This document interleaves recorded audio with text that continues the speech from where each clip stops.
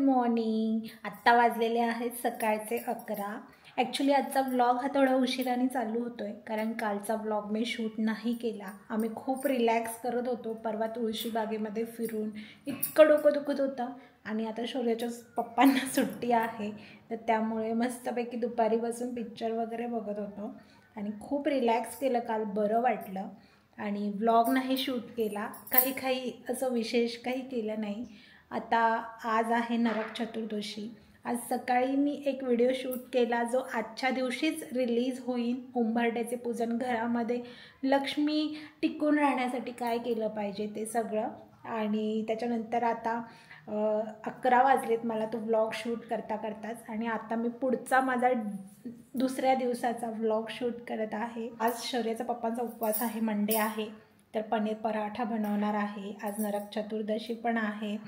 So चला तर मग आजच्या व्लॉगला सुरुवात करूया।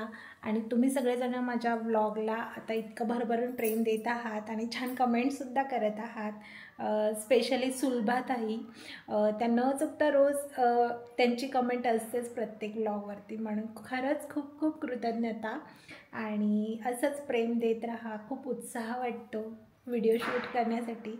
आणि आजच्या दिवसामध्ये काय धमाल करत आहोत सगळं शेअर करणार आहे। व्लॉग कंटिन्यू राहील, बघत राहा।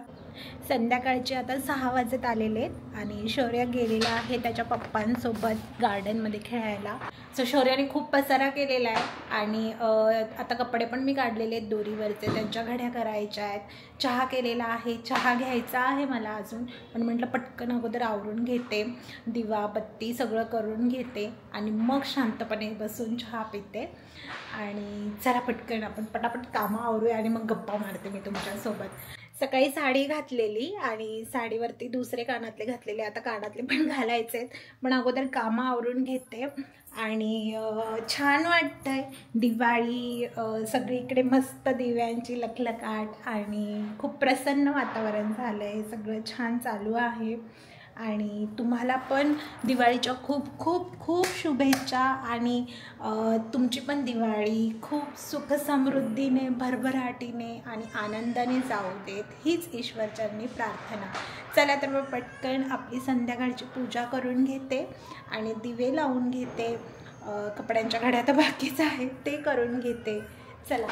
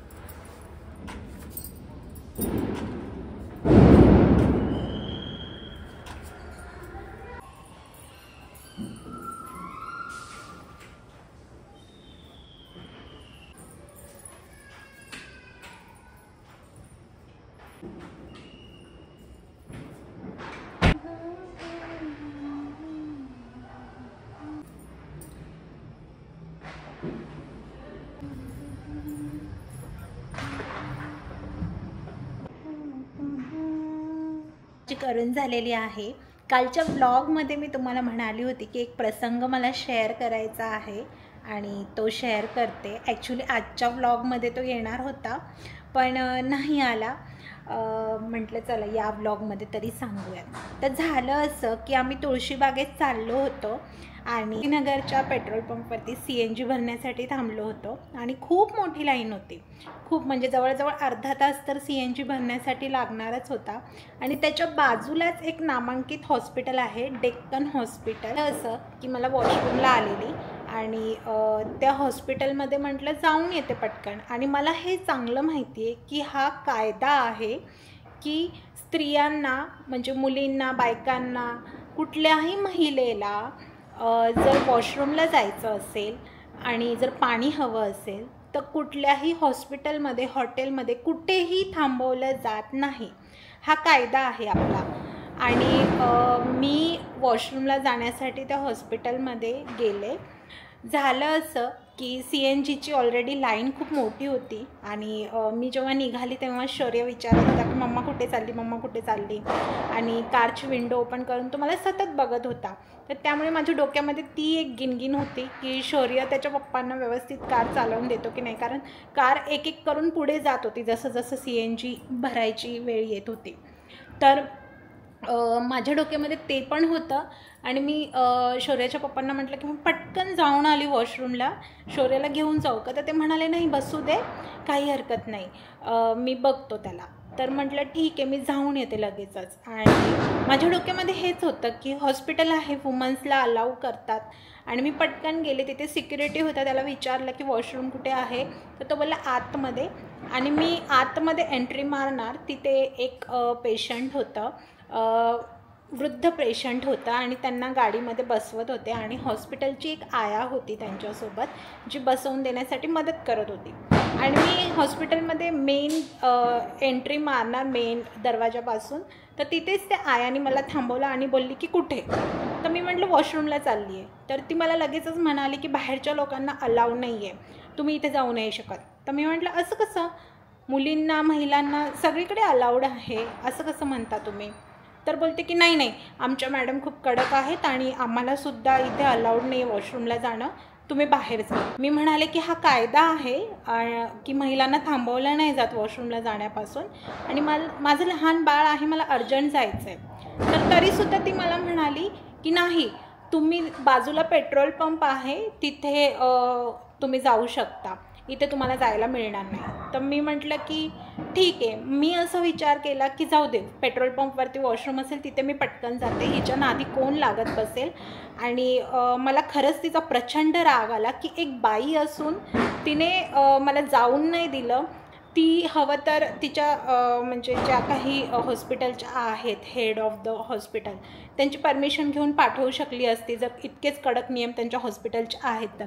मी मान्य करते की कोणी अनोळखी व्यक्ती हॉस्पिटलमध्ये डायरेक्ट येण्यापासून सुरक्षिततेच्या नजरेने त्यांनी असे काही रूल्स बनवले पण असतील, पण कुठल्याही महिलेला वॉशरूमला जाण्यासाठी किंवा पाणी पिण्यासाठी कुठेच आपल्या पूर्ण महाराष्ट्रामध्ये कुठेच मनाई नाही आहे, हा कायदा आहे।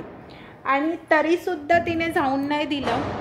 मी काय तिच्या नादी लागत नाही बसली। माझ्या डोक्यामध्ये शौर्याची गिनगिन होती की म्हटलं तो कार चालवून देतोय की नाही, व्यवस्थित बसलाय की नाही, म्हणून मी पटकन तिथे निघाले आणि पेट्रोल पंपच्या इथे गेले। पेट्रोल पंपचे तिथे जे कर्मचारी होते तिथल्या एका काकांना विचारलं, काका वॉशरूम कुठे आहे? तर ते म्हणाले की आमच्या वॉशरूमचं काही काम चालू आहे, जर काम नसेल चालू तर तुम्ही जाऊ शकता, चेक करून बघा काम झालं आहे की नाही। तर मी वॉशरूमकडे जाणार, तर तेवढ्यात एक दुसरे कर्मचारी तिथले ते मला म्हणाले की ताई वॉशरूम चॉकअप आहे आमचा आणि काम चालू आहे। सो मी म्हटलं अरे बापरे।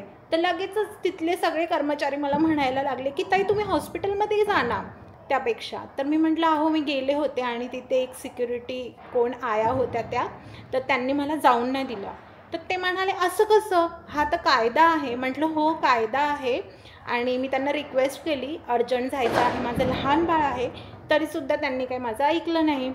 तर तिथले सगळे कर्मचारी भडकले आणि लिटरली ते जे काका होते, तिथे जगताप करून काका होते, ते म्हणाले की असं कसं, एक बाई एका बाईचं त्रास नाही समजू शकत, तर मग याच्यापेक्षा दुर्दैव काय आहे? आणि ते म्हणाले की नाही ताई तू चल, मी तुला घेऊन जातो आणि कशी ती जाऊन नाही देत मी बघतो।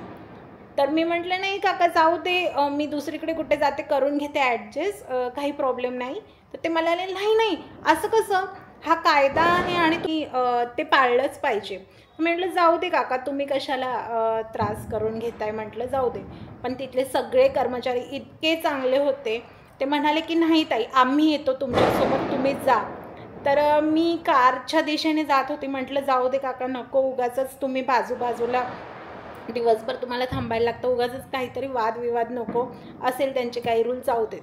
पण तिथल्या कर्मचाऱ्यांनी मला खूप खूप मोटिवेट केलं.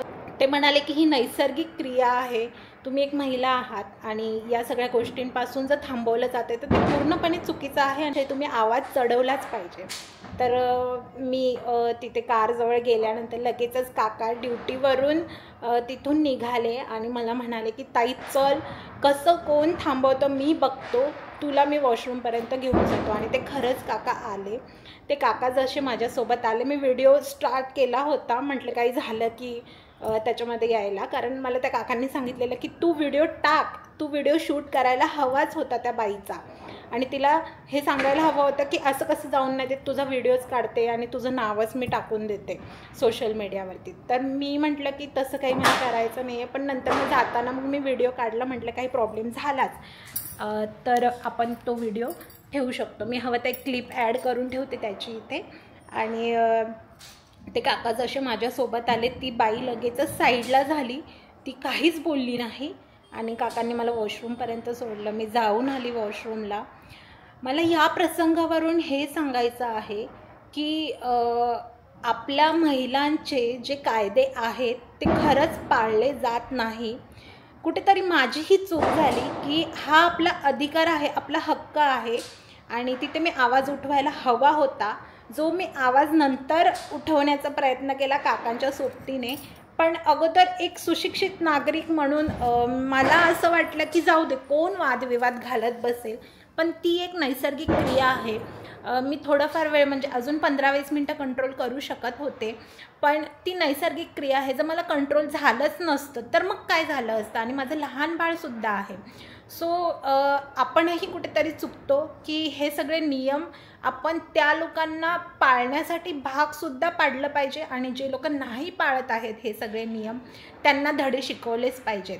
डेक्कनसारख्या नामांकित हॉस्पिटलमध्ये या सगळ्या गोष्टी चालतात. तिथले कोणते पण हेड आहेत त्यांना मला विचारायचं आहे या व्हिडिओच्या मार्फत की खरंच हा रूल आहे का तुमच्या इथे, आहे तर मग हा किती चुकीचा आहे. कुठल्या पण महिलेला जर नैसर्गिक क्रिया जर करायची असेल तर त्यासाठी हा तुमचा नियम योग्य आहे का, हे मला विचारायचं आहे. व्हिडिओतून मला हाच संदेश द्यायचा आहे तुम्हाला सगळ्यांना की हे असे प्रसंग ना आपल्या आयुष्यामध्ये छोटे छोटे घडत असतात. आपण खूप इग्नोर करतो, जाऊ दे ठीक आहे, आणि त्यामुळे ना अशी ही लोक ती अशा गोष्टी चुकीच्या करण्यासाठी नाही का फावत चाललेली आहेत. तर म्हणूनच मी तुम्हाला सगळ्यांना सांगेन की तुमच्यासोबत पण असं होत असेल तर तुम्ही पण आवाज उठवा, आणि अशा प्रसंगांना आहे ना खरंच एकमेकांसोबत आपण शेअर केलं पाहिजे. कारण आज नैसर्गिक क्रियाचा आहे. बऱ्याच छोट्या छोट्या गोष्टी अशा असतात आपल्या बायकांसोबत घडतात की त्या सांगू नाही शकत, सोशल मीडियावरती पण आपण शेअर नाही करू शकत. खूप खूप गोष्टी आपल्यासोबत घडत असतात डे टू डे लाईफमध्ये. बाहेर पडल्यानंतर खूप विचित्र वृत्तीचे लोक असतात, विचित्र प्रकारचे हात लावणे, विचित्र प्रकारे बघणे, किंवा अजून काय आपण सगळेजण बघतोच आहे. इतके सुज्ञ आहोत आपण की सगळ्या गोष्टी आपल्याला ऐकू पण येतात, पाहतोय आपण आजूबाजूला. सो आवाज जेव्हा उठवला जातो तेव्हा त्या महिलेला चुकीचं सिद्ध केलं जातं. असाही प्रकार आहे आपल्या समाजामध्ये, आणि माहीत नाही हे सगळं कधी बंद होणार आहे आणि कसं होणार आहे. पण खरंच या सगळ्या चुकीच्या गोष्टी आहेत आणि त्या चुकीच्या गोष्टी थांबल्याच पाहिजे. त्याच्यासाठी आपण प्रयत्न केले पाहिजे. थँक्स टू जगताप काका. ते जर हे व्हिडिओ बघत असतील तर मी त्यांना म्हणालेले की मी व्हिडिओमध्ये तुमचं नाव सांगणार आहे, आणि खरंच ते माझ्या वडिलांच्या जागी आहेत. ते मला म्हणाले की ताई माझ्या पण घरी मुलगी आहे, माझी पण बायको आहे, असं कसं तुझ्यासोबत जर अन्याय होतोय, त्रास होतोय तुला, तर मी कसं काय मग ते म्हणजे बघू शकतो, मी नाही सहन करणार, चल तू. आणि असं दुसऱ्यासाठी पटकन असं कोणी उभं राहणारं आजकाल खूप कमी आहे. आणि ते काका खरंच माझ्यासाठी आले. खूप मोठी गोष्ट अशी त्यांनी केली असं नाही, पण केली ना, काहीतरी हेल्प केली ना त्यांनी माझी, सपोर्ट केला ना. आणि कोणीच आजकाल करत नाही सपोर्ट, माहिती का. कोणाला काही घेणं देणं नसतं, आजूबाजूला काय चाललंय, कोणाला काय त्रास होतोय, कोणाला काय हवंय, काही घेणं देणं नसतं. सो असा सगळा हा प्रसंग होता जो मला तुमच्यासोबत शेअर करायचा होता.